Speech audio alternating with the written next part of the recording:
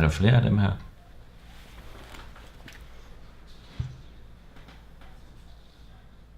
Bilen, som I kørte i, er blevet leveret tilbage til ejeren, og han har ikke tænkt sig at anmelde tyveriet. Så det kan I jo være glade for. Vi vil altså meget gerne tilbage til den vej igen. Det kan ikke komme på tale. Kender I noget til den her? Nej. Hvad er det? Ja, det er der en håndpistol, som vi har fundet her i Thomas' lejlighed. Og med tanke på den betingede dom, som han går og slår rundt med, så er det nok alt det heldigste, vel? Betinget dom? Ved I noget om, hvor han er? Det kan altså ikke passe. Jo, den er god nok. Det er ægte røgelse. Se selv. Det var ikke lige det, jeg mente, men... Jeg ville have givet den til de 2 vise mænd, som var her.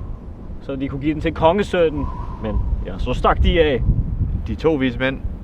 Kasper og Balthasar. Ja. Hvordan stak de af? Hvordan kom de væk? Ja, det var jo det med den stjerne.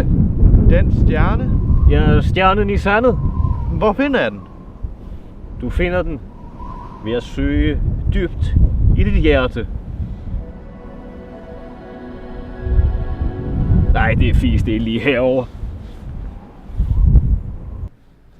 Har I set ham bruge den? Jeg ved slet ikke, hvad det er. Ja, det er godt at vide, hvad for en plan han har haft med den der. Jeg tror ikke, Thomas vil gøre nogen fortræd. Er I slet ikke klar over, hvorfor han har en betinget dom? Thomas var jo for et par år siden involveret i en voldsepisode, hvor han overfaldt sin egen onkel. Det var ikke bare sådan uden videre. Han havde jo en speciel grund til det. Hvilken grund? Thomas' onkel, han er en speciel mand. Han er sådan en rigtig knov oven i hovedet. Og så var der en dag, hvor han har inviteret familien på kaffe, og han har lavet en kæmpe kiwiformage med en masse kiwi i. Han havde bare lige glemt at fortælle familien om det. Både flæskesteg, rødkål og kiwiformage. For Thomas' mor, Lone, hun kan for alt i verden ikke tåle kiwi. Jeg når Lone lige præcis at få læberne, inden hun faldt ned af stol, at hun for alt i verden ikke kan tåle kiwi, jo.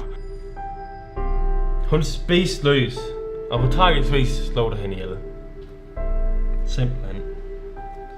Men det var ikke det eneste onkel, han fik lavet ulykker i familien. En dag, hvor han ude at køre. Han kører som brækket arm. Så er det sagt. Og han kan heller ikke finde ud af at blinke. Og han skal dreje. Det går jo heller ikke, men er til far for den øvrige trafik, jo, altså, fordi så ender man jo bare som så Jørgen. Han blinkede aldrig, når han skulle dreje. En dag, der har han ude at køre og i sving til højre. Uden at blinke. Uden at orientere sig. Indenom kommer en mand kørende på lægecykel. Manden fuld fart frem. Bilen fuld fart til højre. Så kommer der jo sådan en lægecykel, der kører lidt om, og lægecyklen var lige ude, og Jørgen var til højre, så Jørgen han ved det var mest. Manden på lægecyklen død på stedet.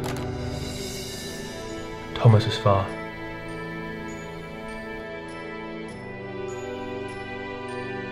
Jørgen.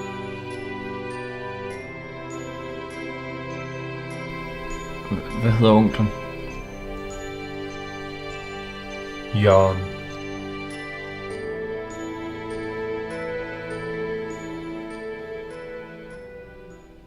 Jeg synes, du sagde, at det var lige herovre.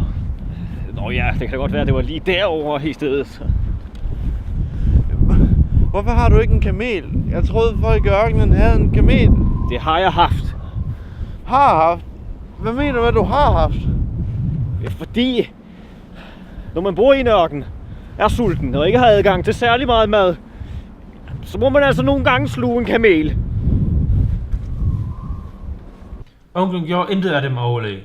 Han var altså knov oven i hovedet, som jeg har sagt. Det gjorde så, at han slap rimelig udstraffe.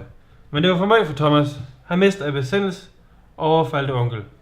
Og Thomas fik en betinget dom, slem erstatningssag og tvungne psykologtema. Den billigste med den højeste alkoholprocent.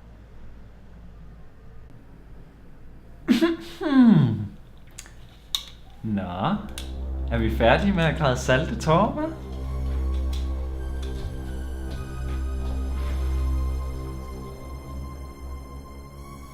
Nå, har du fundet Thomas? Han er midlertidigt forsvundet. Forsvundet? Der er folk over sav. Ja, du er da i hvert fald ikke på sagen, kan jeg se. Vi skal nok finde ham. Ja, det håber jeg så sandelig. Jeg vil ikke have typer som ham boende i mit boligkompleks. Og jer igen. Hvad laver sådan to cirkusklovn her?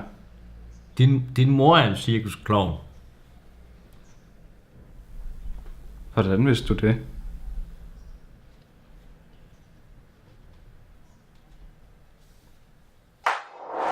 Vil det lykkes Thomas at finde stjernen i sandet?